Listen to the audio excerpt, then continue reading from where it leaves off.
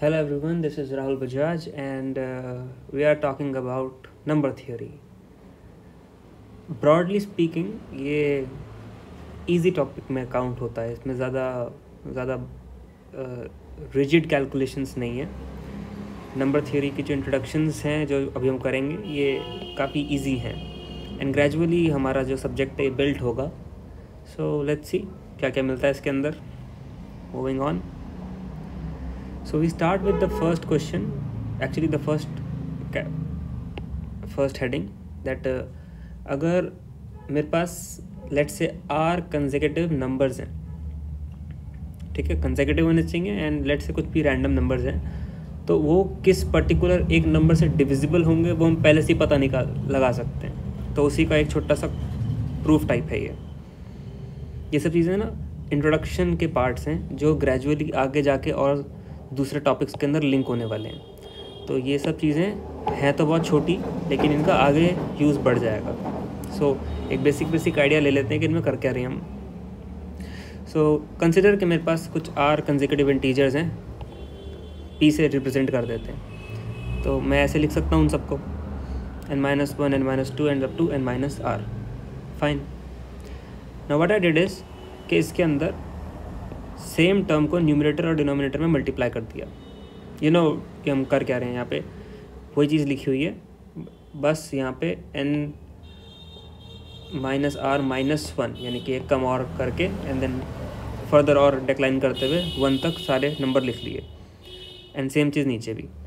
So as we can see कि ये जो है ये n-1 का फैक्टोरियल ही है and this is n-r-1 factorial. ठीक है भाई, कर क्यों रहे हैं, चलो अभी देखते हैं. तो यहाँ पे लिख लिया.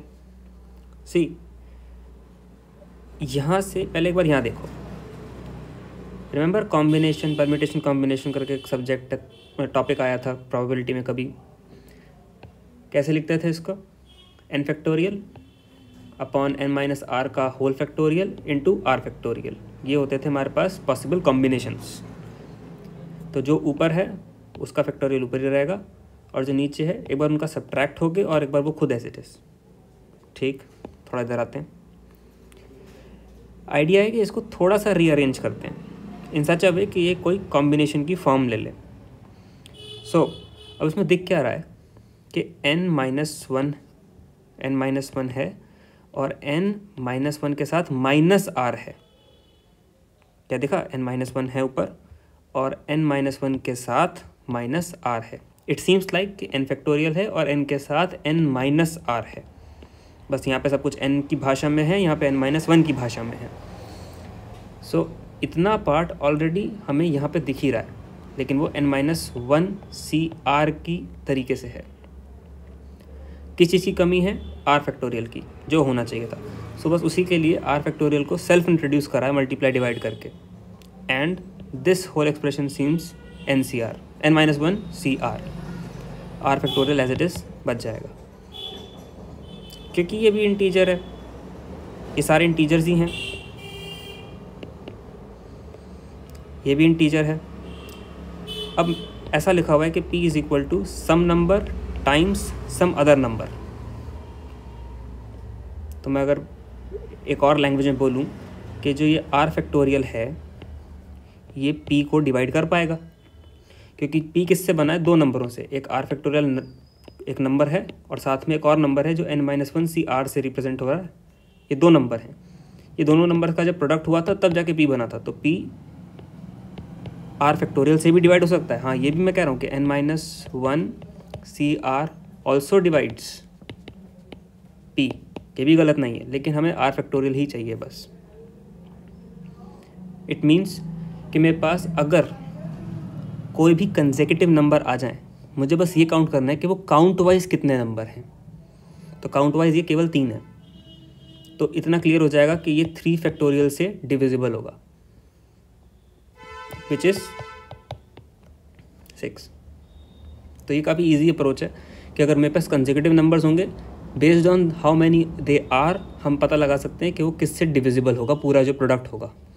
तो आगे जो डिविजिबिलिटी के कॉन्सेप्ट आएंगे, मॉडुलस आएंगे, उनमें ये चीज़ें हेल्प करेंगी. ये बस उसी को जो एन और आर की भाषा में था, एक पर्टिकुलर एग्जांपल से ही कंसिडर किया है कि मान लेते हैं कि 765 3 नंबर हैं, तो रिमेंबर उसके अंदर 4321 और 4321 यानी कि उससे एक कम डिजिट के सारे मल्टीपल्स लिखे ऊपर नीचे, वो यहाँ पे लिखे ऊपर और नीचे। ऊपर बन गया 7 फैक्टोरियल, नीचे रह गया 4 फैक्टोरियल,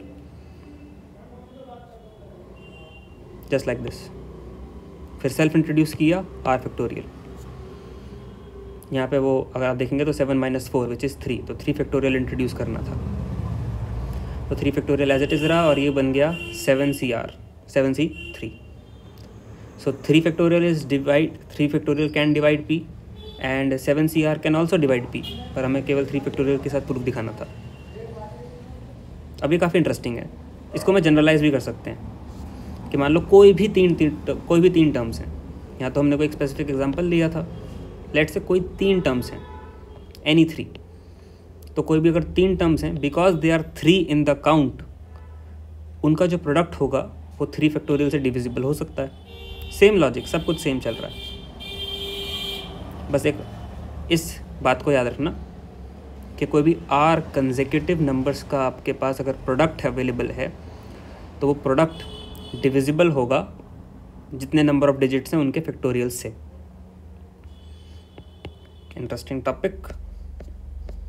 तो 3 फैक्टोरियल हो, ऐसे ही हम और के लिए भी कर सकते हैं, any 4 digits, any 5 digits, any 6 digits and so on, वो उसी शेप में आगे बढ़ता रहेगा। आई होप ये क्लियर होगा। So let's see the second topic which is convert any natural number okay in base of 2 3 4। सी ये जो टॉपिक्स हैं ना, ये जो शुरुआत के 3 टॉपिक हैं, ये बहुत बेसिक हैं। हो सकता है कि आपने ये ऑलरेडी कवर कर रखा हो कभी स्कूल में या किसी और मैथमेटिकल सब्जेक्ट के अंदर ही, क्योंकि ये इंट्रोडक्टरी पार्ट है। Later on we build some other conclusions जो थोड़ा सा हाई टॉपिक पे लेके जाएंगे हमें।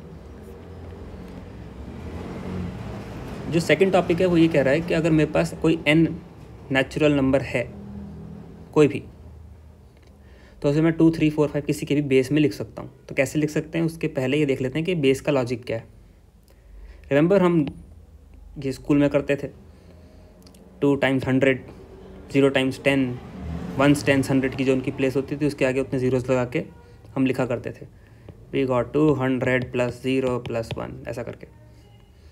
तो ये इसी को हम कहते थे कि ओके ठीक है, ये जो हमारा 201 आया है ये बेस ऑफ 10 है। 10 के मल्टीपल्स के आगे लगा हुआ कोफिशिएंट है जो हम नॉर्मली हम अपने नंबर्स को लिखते हैं, वो बेस 10 में रिप्रेजेंटेड होते हैं। अगर मुझे नंबर्स को उनके किसी और 10 बेस में ना लिख के किसी और बेस में लिखने का मन हो तो ऑब्वियसली वो 201 नहीं दिखेगा, क्योंकि तब मैं 100 और 10 और 0 1 की मल्टीप्लाई नहीं कर रहा हूँ उनके अंदर, वो कुछ और नंबर्स होंगे।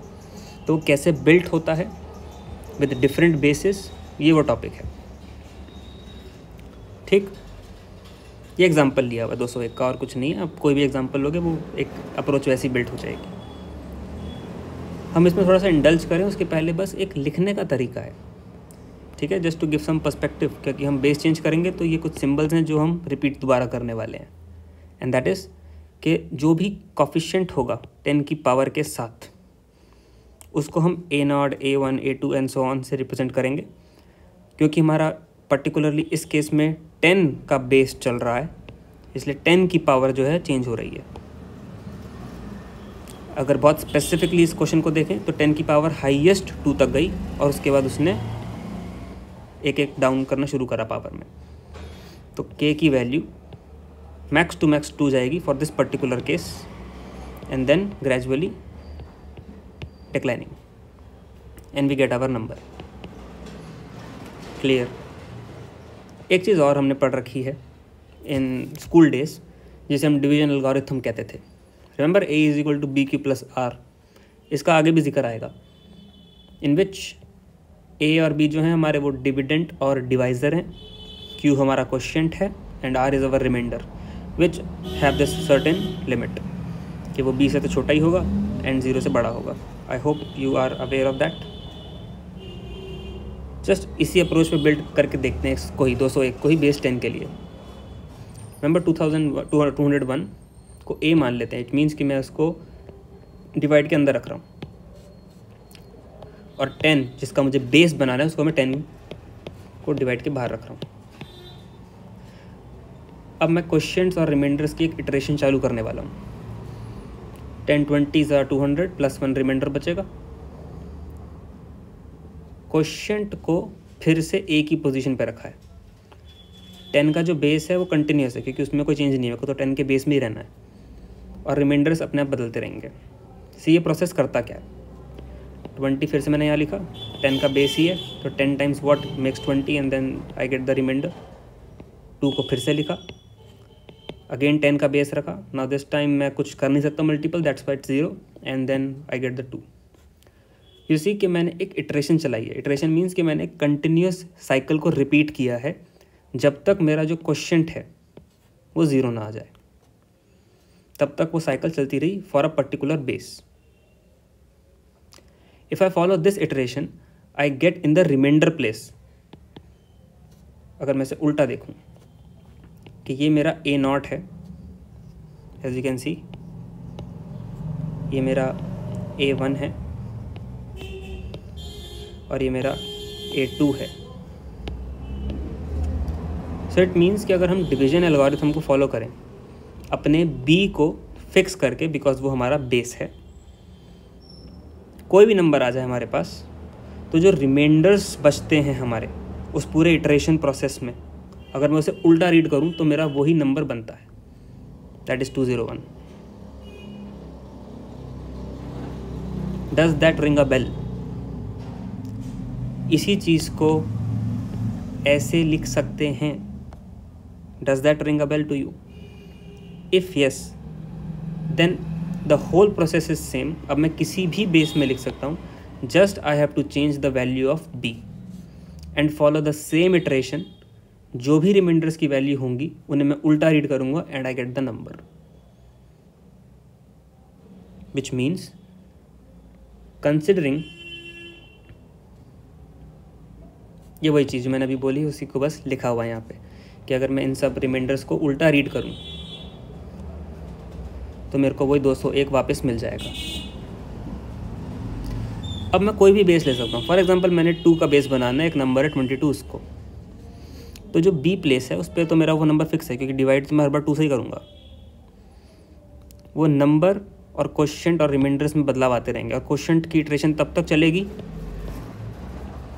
जब तक वो 0 ना आ जाए, एंड जो रिमाइंडर्स होंगे वो अगर मैं उल्टा रीड करूँगा तो वही मेरा जो बेस के साथ नंबर बनना था वो बन के आ जाएगा।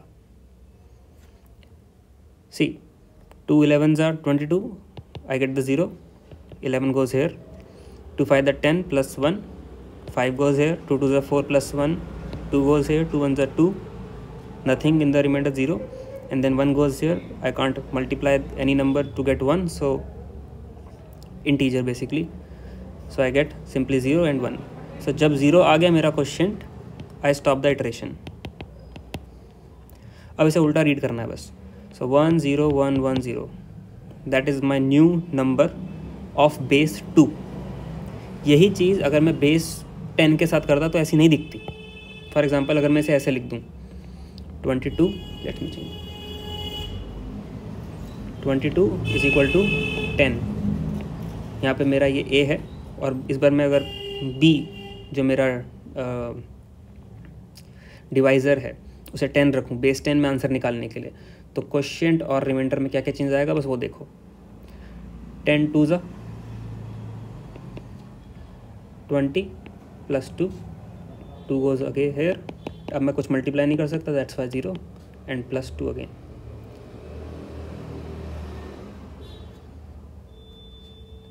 उल्टा रीड करना है बस, 22 base 10। So idea is simple कि क्योंकि 22 ऑलरेडी जो नंबर लिखा हुआ है वो बेस 10 में ही है, that's why I get the same number in return, कुछ नया नहीं मिला। But when we change the base हमारे पास जो नंबर है वो दिखते अलग हैं क्योंकि वो डिफरेंट बेस में है। अब यही चीज़ I did it with 3 4 5 same number का बेस चेंज किया बस, 3 को फिक्स करके अगेन क्वेश्चन और इटरेशन, क्वेश्चन की इटरेशन चलाई, इस बार 4 फिक्स करके, इस बार 5 फिक्स करके, and I get the every time new number क्योंकि वो of course in different base है। सो दैट्स बीइंग सेड कि